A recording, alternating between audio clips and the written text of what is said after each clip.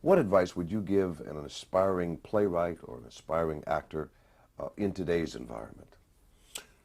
Well, about advice, let me say this first. The only good advice is a good example. The rest becomes talk and sometimes bombast. In talking to young playwrights or old playwrights, aspiring playwrights, black and white, men and women, I say to them that art has a deep responsibility, social, cultural, and otherwise, and that the basic motivation for the creation of art is, in a sense, to meet those responsibilities. Now, it doesn't mean that you cannot express yourself in any way you want to, but it takes place in a social context, whether you mean it to do so or not. That being the case, let us, through our effort, deliberately try and make things better rather than make things worse. And it'll be up to us to define what we mean by better.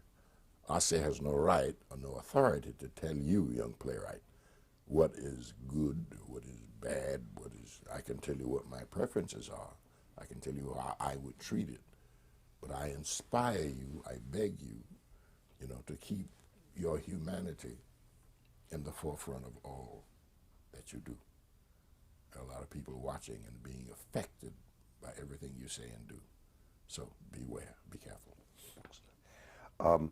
Have opportunities for African Americans changed in television since the early days? Almost certainly.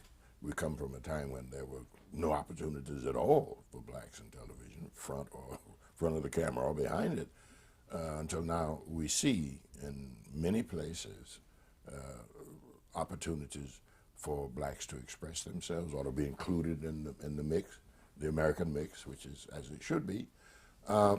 There is still, I think, behind the cameras, where decisions and policy and all those things happen, a dearth of representation of blacks and minorities and women. We've got to do something about that.